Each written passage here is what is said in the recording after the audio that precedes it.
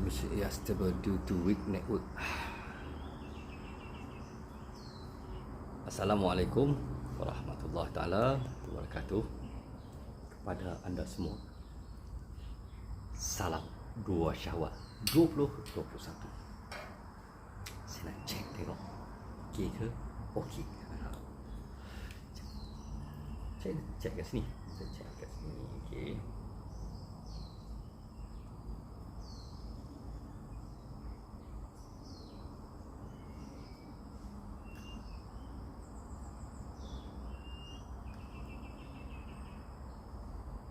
Nampaknya clear.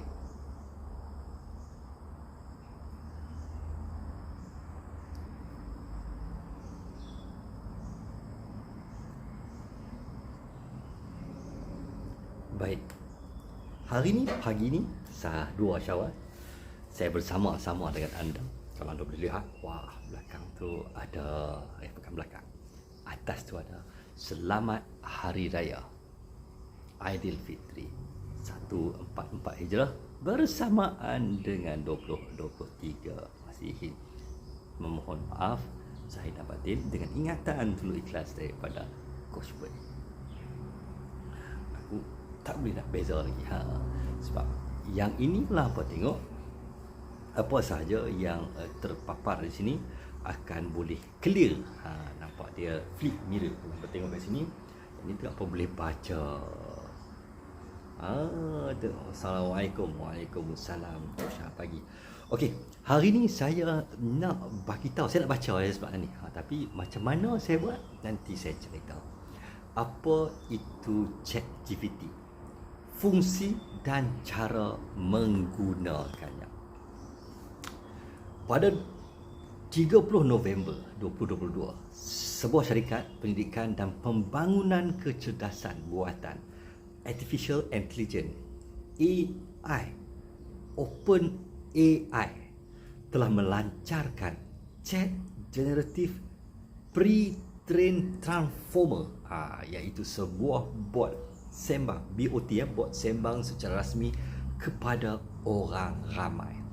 Laman yang boleh dilayari oleh semua orang secara percuma ni mendapat perhatian yang banyak dan menimbulkan pelbagai perbincangan mengenai kesan dan fungsi olehnya.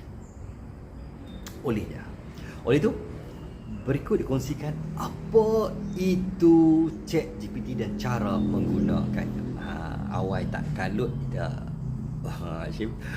Okey, sebagai makluman, kecerdasan buatan atau AI adalah satu bentuk teknologi yang dibangunkan untuk melakukan tugasan atau fungsi yang mirip dengan pemikiran manusia. Penciptaan komputer pada tahun 1950 telah memberikan konsep AI untuk menjadi suatu realiti pada masa kini dan digunakan secara meluas untuk bidang-bidang seperti pemprosesan maklumat, pendidikan dan keselamatan manusia. Maksud ChatGPT dan cara menggunakannya. ChatGPT ni GPT. Baik. Apa itu ChatGPT dan cara menggunakannya? Kebiasaannya, orang ramai akan menggunakan Google sebagai platform atau laman web untuk mencari sesuatu jawapan kepada persoalan harian. Namun kehadiran bot sembang ini telah memberikan persaingan kepada Google atau enjin carian lain untuk kekal relevan pada masa akan datang. Baik. Perkongsian mengenai apa itu Chat Generative Pre-trained Transformer dan cara menggunakannya adalah seperti yang saya akan maklumkan. Sekali lagi, apa itu ChatGPT? Okey, ianya dari segi definisi adalah chat, perbualan, dan GPT, Generative Pre-training Transformer. Ingat tuan-tuan dan puan, itu maksud Generative Pre-Training Transformer. Model pembelajaran mesin yang menggunakan teknik pembelajaran mendalam untuk menjana teks, tulisan atau maklumat seperti pemikiran manusia dalam masa nyata. Apa masa nyata? Masa nyata tu maksud real time, on the spot. Kecerdasan buatan ini dilatih menggunakan set data atau maklumat yang dijana secara atas talian, dalam talian, dan memberikan respon yang bijak serta munasabah kepada arahan yang kita typekan, yang kita tuliskan. Kita tuliskan, typekan. Okay. Dari segi bahasa, mudahnya ChatGPT adalah satu laman yang membantu pengguna untuk menjawab sebarang soalan dalam masa yang singkat dan memberikan maklumat yang tepat berdasarkan maklumat yang terdapat secara dalam talian. Menurut Media Corporation, MediaCorp, ianya adalah variant model bahasa GPT-3, Generative Pre-Training Transformer 3, yang dicipta oleh OpenAI. GPT-3 adalah model pembelajaran mesin yang menggunakan teknik pembelajaran mendalam untuk menjana teks serupa hasil karangan manusia. Macam copywriting tulisan manusia. Ianya dilatih menggunakan set data yang dijana oleh manusia dan ia boleh menjana respon yang bijak dan munasabah, menjadikannya amat berguna untuk tugas-tugas seperti penterjemahan bahasa, ringkasan teks dan perbualan. Baik. Ianya direka khusus untuk digunakan dalam aplikasi chatbot, di mana ia boleh menjana respon kepada input pengguna dalam real time, masa nyata. Terma masa nyata ni real time. Bahawa kita maklumkan supaya usahawan-usahawan di luar sana dapat memahami apabila sentiasa mendengar mungkin Coachbot dalam perkongsian. Okey, baik. Cara menggunakan adalah berikut langkah-langkah untuk menggunakan ChatGPT. Okay. Atas pula bawah ke tepi ke kiri kanan saya dah bagi link. So klik link tu atau copy paste untuk apa lagi. First kali layari laman web ikut yang diberikan. Kemudian sign up untuk mendaftar akaun baru. Masukkan email pengguna, masukkan email hampa lah. Cipta kata laluan. Kata laluan apa? Password. So password ni yang mana ada boleh simpan dalam ni, simpan elok. Ingat, kalau yang tu tak tahu, coach tak boleh tolong lah. Itu semua hampa punya rahsia lah. Okay, type soalan atau apa sahaja pertanyaan yang ingin dikemukakan pada kotak input tersebut. Dia ada sediakan ada satu kotak, apa boleh type dan apa boleh generate. Jawapan akan dijana secara singkat. Untuk mendapatkan jawapan yang berbeza, klik regenerate response. Ni kalau ada cara ni, coach boleh tunjuk demo nanti. Coach tunjuk demo. Nota disebabkan jumlah pengguna atau aliran trafik yang banyak yang menggunakan laman web rasmi ini, pengguna berkemungkinan tidak boleh mengakses masuk. Okay. Jangan risau.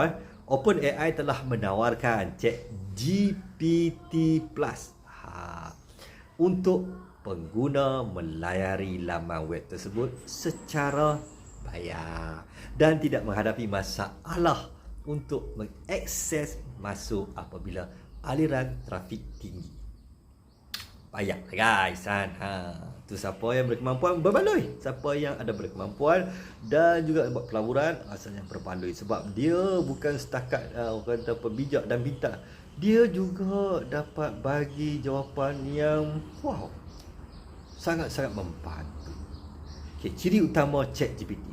Kecerdasan buatan yang dibina oleh OpenAI merupakan model bahasa yang menghasilkan respons secara semula jadi kepada input, iaitu persoalan yang diberikan oleh pengguna. Kita lah yang akan memahami dan memproses input dan menghasilkan respon dalam bentuk jawapan yang merangkumi maklumat atau memberi cadangan. Ciri-ciri utama yang lain adalah seperti berikut. Yang pertama, pemahaman bahasa. Dapat memahami pelbagai jenis input atau bahasa berbentuk soalan, arahan dan kenyataan. Ia juga boleh mengenal pasti konsep dan entiti yang disebutkan dalam input yang diberikan secara ternama, tempat dan sesebuah organisasi. Kedua, perkongsian pengetahuan. Dapat mengakses pengetahuan yang banyak dan menggunakannya untuk menghasilkan respon kepada input pengguna. Jawapan yang informatif, tepat dan teks yang relevan diberikan. Yang ketiga, penulisan bahasa. Dapat menghasilkan respon secara semula jadi dalam masa yang singkat dari pelbagai bentuk seperti teks, ucapan atau model lain, bergantung kepada input yang diberikan. Dia bergantung kepada kita untuk memberikan kenyataan ataupun memberi pertanyaan ataupun memberikan permintaan. So dia akan respon dalam masa itu. Macam tu sembang orang jugalah, tapi ringkas. Bagus dia ringkas sebab dia belajar. Fungsi ChatGPT. Baik. Antara fungsi-fungsi yang boleh dimanfaatkan oleh orang ramai dalam menggunakan laman web ini adalah yang pertama, penjanaan teks. Copywriting ni bagus ni untuk ada usahawan. Copywriting bagus. Tapi kena tahulah cara apa nak tulis keyword dia. Okey. Membantu dalam pelbagai jenis penulisan, terutamanya bahasa Inggeris, sehingga boleh mengubah penulisan lama kepada sebuah penulisan baru yang berbeza dan unik. Ini ada beza sikit. Yang kedua, terjemahan bahasa. Boleh menterjemahkan bahasa dengan tepat dan tata bahasa yang betul. Itu bagus dah tu. Yang ketiga, ringkasan teks. Membantu menjana ringkasan dokumen atau artikel yang panjang. Dia maksudnya apa? Kalau kita minta contoh macam mana nak berstrategi di dalam TikTok, dia akan bagi untuk usahawan, dia akan bagi. Kita kena tahu apa yang kita nak. Jadi penting kita kena tahu apa yang kita nak, barulah kita tahu apa kita nak bertanya. Jadi kita tak tahu apa yang kita nak, agak susah untuk kita nak buat penulisan ataupun kita nak type. Yang keempat, menganalisis teks. Dia juga membantu pengguna untuk membuat analisis teks berkaitan nada, emosi atau sentimen yang terkandung dalam sebuah teks. Maksudnya dari pernyataan ayat tu, dia boleh membaca kita punya reaksi ataupun emosi yang tertentu. Okey? Memberikan idea. Yang kelima, mengumpul maklumat dan memberikan idea terbaik kepada pengguna tentang sesuatu yang dipertanyakan. Yang tu yang saya maklumkan tadi, kalau macam usahawan, sekiranya usahawan nak tahu sesuatu, dia boleh bagi maklumat yang berkaitan dengan buah fikiran. Selalu kita kena fikir. Tapi bila kita bertanya macam tanya dalam meeting, kebarangkalian penerimaan jawapan tu bersesuaian dengan soalan yang ditanya. Jadi kena ada seni untuk bertanya, ada kena tahu macam mana untuk nak bertanya. Pembuatan bot boleh digunakan untuk buat perbualan chatbot yang membantu dalam perkhidmatan perlakan, untuk customer service sesuai. Yang tujuh, menyelesaikan masalah coding. Membantu jurutera perisian untuk menyelesaikan masalah berkaitan dengan coding. Ini bagus dia sebab dia ada 3 layer. Kalau anda nak tengok berani buat, dia ada cerita mengenai detail serta perinci macam mana kita nak faham daripada kalau kita lukis. Ini kos cerita daripada bercakap.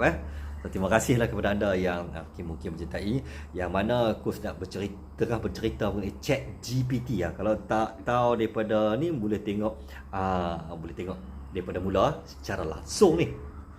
Industri yang boleh memanfaatkan untuk menggunakan ChatGPT. Yang pertama, perdagangan. Perdagangan tu apa dia? Perdagangan tu perniagaan usahawan lah. Ya, kita lah. Membantu dari segi, yang pertama, membantu dari segi perkhidmatan bantuan pelanggan, di mana ejen khidmat pelanggan tidak diperlukan untuk digantikan dengan kecerdasan buatan. Jadi maksudnya customer service kita bertanya, iaitu handling objection ataupun FAQ, kata apa, false and question, kita nak tanya, dia akan jawab bagi pihak. Okay. Yang kedua, membantu menambah baik pengalaman membeli belah pelanggan. Maksudnya kita dah ada rekod. Jadi bila kita bertanya, macam kita terima pesanan, kita tengok macam KWSP, macam berbagai lagi. Bila kita tanya, ada perempuan digital jawab. Kurang lebih macam tu. Tapi ni dalam bentuk tulisan. Okay. Yang kedua, kesihatan. Okay. Satu kecil kita satu kecil pecahan memudahkan proses identifikasi masalah kesihatan. Jadi apabila kita tahu simptom-simptom, kita maklumkan, dia boleh buat identifikasi untuk peringkat awal. Jadi dia akan memaklumkan apa yang kita mungkin sudah ambil simptom-simptom dia. Yang kedua, mengurangkan bebanan pekerja sektor kesihatan. Ada kurang sikit lagi, tak stres sangat kita ni ialah musuh kepada ilmu ialah lupa, musuh kepada pandai ialah riak. Jadi apabila kita dalam keadaan lupa, bila kita masukkan keyword, dia boleh membantu untuk meringkaskan dan mengurangkan bebanan pekerja sektor kesihatan. Itu penting.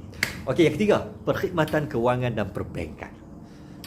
Memberikan perkhidmatan kepada pelanggan dengan lebih baik dari segi perkongsian maklumat dan sebagainya.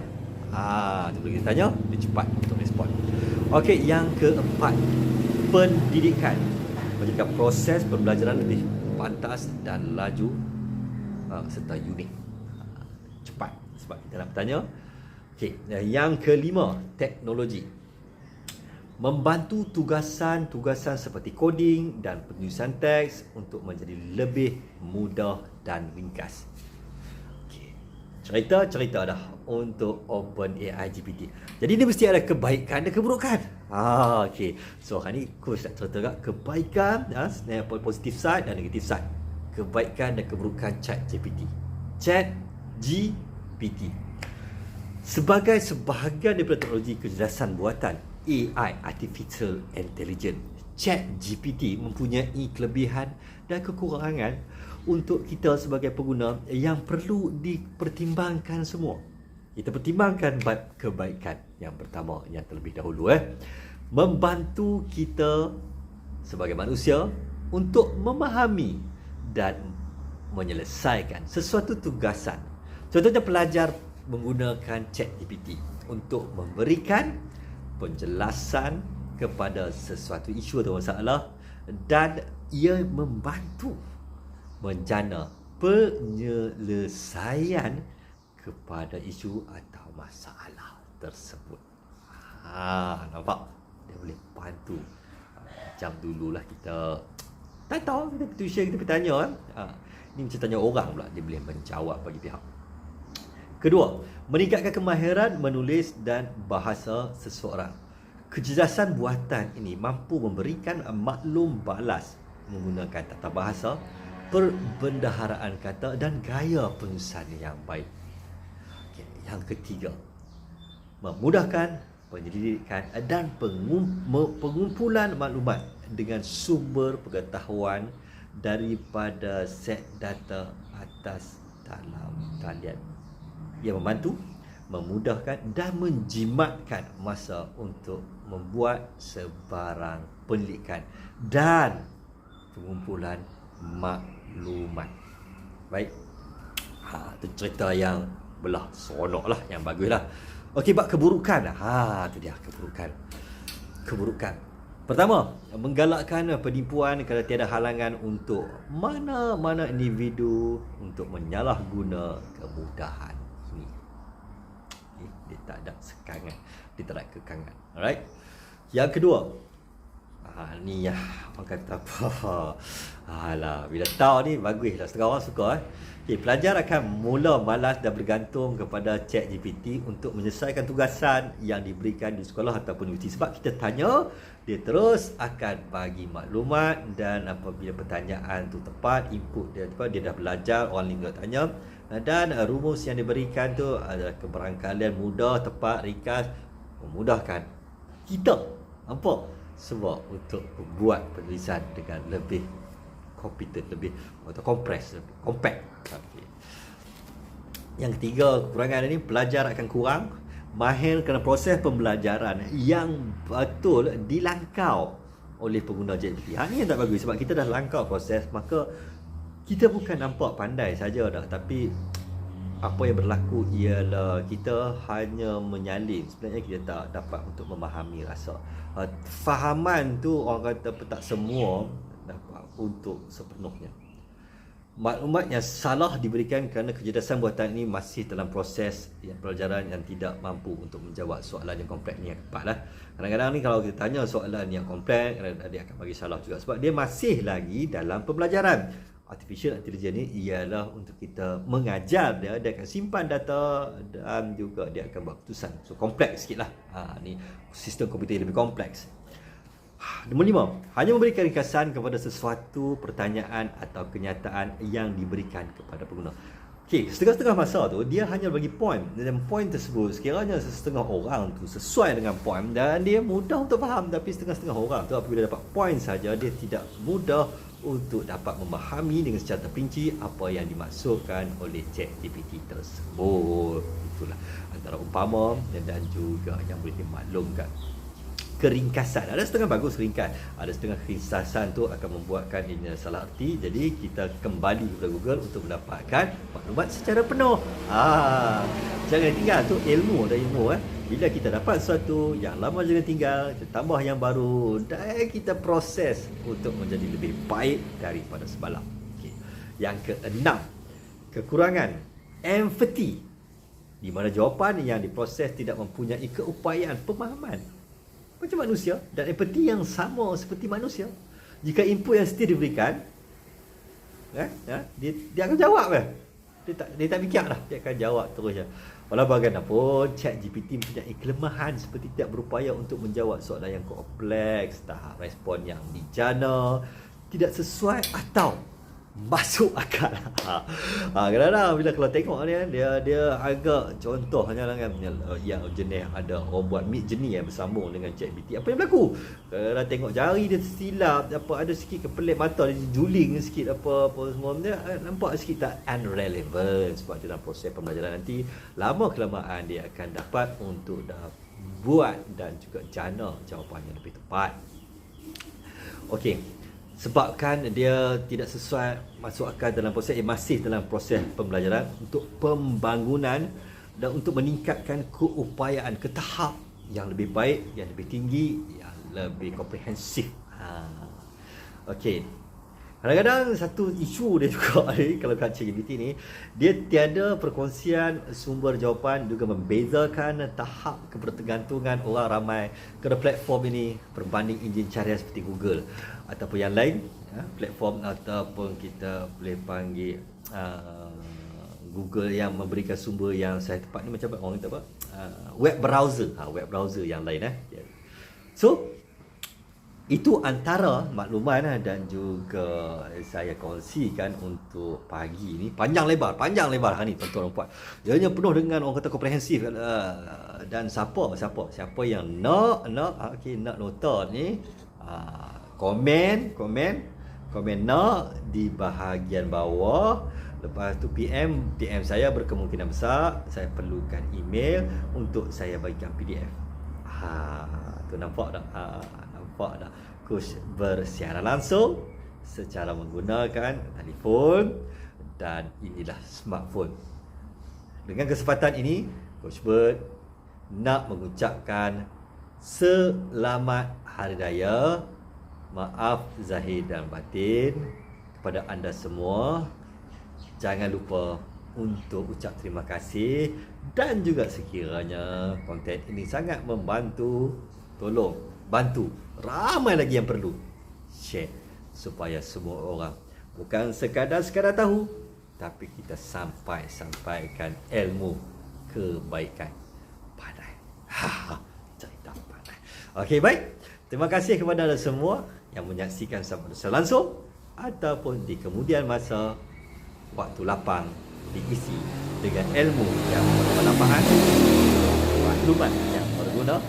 Semoga anda ceria-ceria selalu di pagi 2 Syawal 1444 Hijrah. Hari ini hari Ahad 23 April 2023. Terima kasih untuk masa yang bernilai anda untuk sama-sama kita memahami apa itu ChatGPT. Coach Bert, I love you. Jumpa lagi. Apa nak sesuatu mengenai smartphone, maklumkan. Kita kongsi untuk tahu, faham, jelas, supaya anda semua boleh menuju kepada dia. Apa itu dia? Development, improvement, achievement. Sama-sama kita menuju ke cemerlang. Alang-alang jadi usahawan, biar ada keluar daripada kepompong kekurangan. Tak mau sebut kemiskinan, sebut jugalah. Itu semua dah sama kita. Bye-bye. Assalamualaikum warahmatullahi wabarakatuh. Jumpa lagi di lain masa. Geleng anggu. Semoga anda dapat sesuatu hari ini. Ilmu. Bye-bye.